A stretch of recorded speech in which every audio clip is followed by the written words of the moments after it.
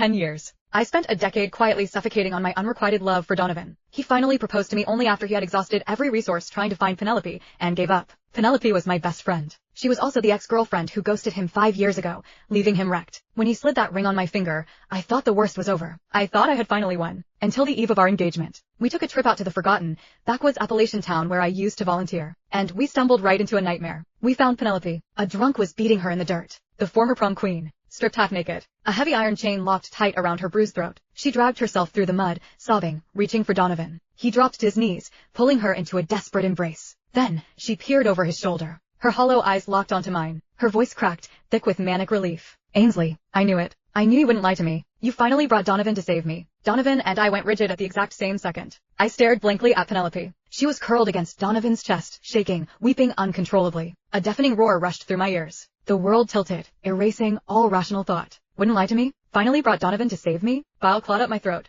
I had no idea she was out here. Donovan, the words choked off on my tongue as I met his gaze. The gentle warmth he once had for me was gone. Instead, pure, glacial hatred stared back. A violent shudder ripped down my spine. Ice water flooded my veins. Donovan looked away. He stripped off his jacket, wrapping it gently around Penelope's shivering shoulders. He scooped her up into his arms like she was spun glass. The fuck? Who the hell do you think you are? Put my woman down. Bo, the drunk, finally snapped out of his stupor. He spat a string of curses, lunging forward to block Donovan's path. Donovan, please, Penelope whimpered. Seeing the man get closer, her pale, trembling fingers twisted tightly into Donovan's shirt collar. Her face drained of all color, her body vibrating like a leaf in a storm. Donovan stopped. Bo charged. Donovan's leg snapped out, a vicious, brutal kick straight to Bo's chest. The man crashed backward into the dirt. Back the fuck off. Donovan glared down at him. Murderous intent radiated off his rigid shoulders. He looked ready to tear the man apart with his bare hands. Anyone who laid a hand on Penelope, his voice dropped to a lethal, gravelly whisper. I will end them. Every single one. His merciless gaze sliced back to me. My blood stopped pumping. He turned his back on me. I scrambled forward, my fingers hooking desperately onto his sleeve.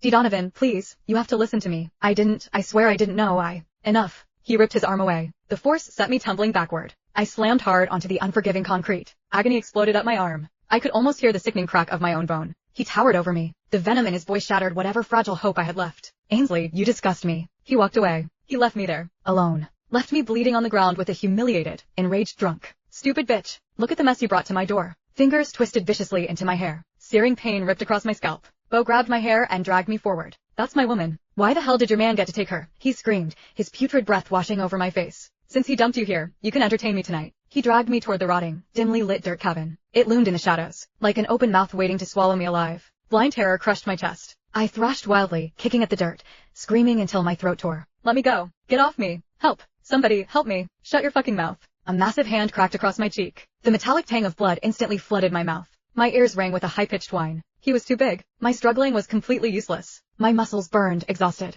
Yet I was dragged closer to the threshold, inch by agonizing inch. Someone, please someone save me. Helpless terror and despair broke the dam, hot tears pouring over my cheeks, until that cold, retreating silhouette flashed behind my eyelids. Donovan. My chest caved in. A physical, agonizing spasm seized my heart. My fingernails dug frantically into the wooden doorframe, splintering the wood, until a brutal kick to my wrist shattered my grip. I was yanked inside. The stench of filth hit me as rough, calloused hands tore at my shirt, reaching for my chest. I squeezed my eyes shut, my teeth chattering violently as I prepared to bite down on my own tongue and end it all.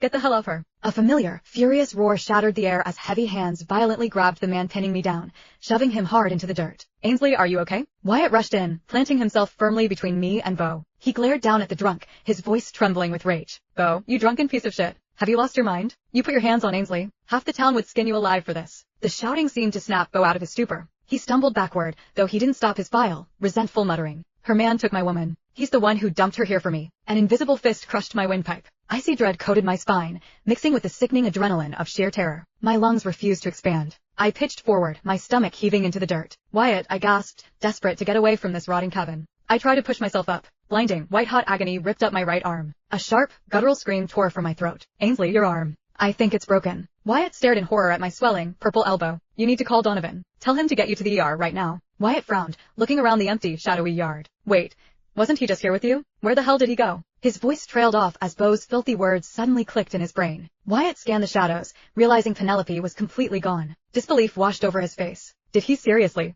Wyatt, please. I swallowed the battery acid burning my throat, cutting him off before he could finish that sentence. Can I borrow your phone? I need to call Donovan. During the struggle on the ground, my frantic fingers accidentally dialed the most recent number in my call log. The phone had flown from my grip, shattering into a muddy ditch before I even saw the screen. I punched in Donovan's number from memory. With every dial tone, the terror of the last 10 minutes clawed its way back up my throat. The line clicked open. A strangled, ugly sob ripped out of me. Donovan, where are you? No comfort came. Only a sharp, razor-thin voice that sliced right through my tears. Ainsley, are you out of your mind? I just hung up on you. You couldn't take a hint, so you found a random number to harass me with. Donovan took a deep breath. The suppressed fury in his tone crackled through the speaker. Penelope is having a complete breakdown right now. Do not contact me again tonight. And absolutely do not show your face anywhere near me. Each syllable dropped like an anvil. A flat, clinical threat. I could vividly picture the deep crease between his brows, the sheer, unadulterated annoyance painting his features. I just hung up on you. The words bypassed my brain and slammed directly into my sternum. The desperate SOS call, the one I made while fighting for my life in the dirt. It had gone to Donovan. He hadn't missed it. He had declined it. If Wyatt hadn't shown up, a sickening, high-pitched ring flooded my ears. The world dropped out from underneath me. I swiped blindly at the hot moisture pouring down my face numb. Wyatt guided me to his truck and drove me straight to the ER. I didn't utter a single syllable the entire ride. Wyatt practically carried me through the ER doors, handling the paperwork while I moved like a hollow shell. Ainsley, wait right here. I need to take this call. Wyatt guided me into a hard, plastic waiting room chair before stepping away. He hadn't been gone 2 minutes before a shadow fell over me. Ainsley, why the hell are you here? A heavy hand clamped down on my right arm. A violent jerk. White-hot agony splintered through my fractured elbow. I flinched hard, my breath hitching in my throat. I looked up. Donovan towered over me, his eyes dead and cold. Did you track my location? He scoffed, his lip curling in disgust. Are you seriously that pathetic? What? His voice faltered. Donovan finally registered the massive, purple bruising blooming across my cheek. He looked down at the swollen, misshapen elbow trapped in his grip. He dropped my arm like it burned him. His fingertips hovered, lightly brushing the split, crusted skin at the corner of my mouth. Who did this to you? A deep crease formed between his brows. A fleeting, almost imperceptible crack of worry fractured his cold exterior. Oh, the name tasted like ash. You took Penelope. He needed someone else to take it out on. 1,000 tiny needles pierced my chest. I let out a dry, hollow laugh, turning my face away to escape the sudden, suffocating heat of his touch. The PA system coldly buzzed to life, breaking the suffocating tension as it called my name. I grabbed the edge of my X-ray envelope with my good hand. I didn't track you. My phone is at the bottom of a ditch. I forced myself to meet his stare. I'm just here as a patient. Just like Penelope. 2 years ago. Back when we were building our startup from the ground up. A sleazy investor, Harvey, had spiked my drink and tried to drag me up to his hotel room. Donovan had kicked the door off its hinges, walked straight up to Harvey, and shattered his nose with 2 brutal punches. He brought me back to his apartment. He sat perfectly still beside my bed, watching me breathe until the sun came up. When I woke up, a new tracking app was sitting on my home screen. Ainsley, if you're ever in danger again, I'll be the first one there. His eyes had been rimmed with exhausted, bloodshot red. Even though nothing had actually happened, the guilt was eating him alive. Seeing him completely wrecked over me made my own chest ache. I had blurted out a stupid joke just to make him look at me. Only if we make it fair. You download it too. That way I can keep tabs on my business partner 24/7. Instant regret had flooded me. We were just co-founders. He knew I was desperately in love with him, but he had never crossed that line. I opened my mouth to take it back, but Donovan had already pulled out his phone, a serious intensity locking onto my face. You're right, Ainsley. Track me whenever you want. A heavy, unfamiliar heat flared in his eyes. A look that swallowed me whole. Wait, I was just kidding. That's crossing a line, I stammered, my pulse hammering against my ribs. Donovan just smiled. His warm palms cupped my face, his thumbs brushing my cheekbones. Ainsley, it's perfectly normal for a girlfriend to keep tabs on her guy. So, will you be my girlfriend? Now, standing in the sterile ER hallway, my mocking tone, or maybe just the mere mention of Penelope's name, snapped him out of his fleeting guilt. A dark, suffocating shadow instantly dropped over Donovan's features. He stared dead at me. His gaze plunged back to sub-zero.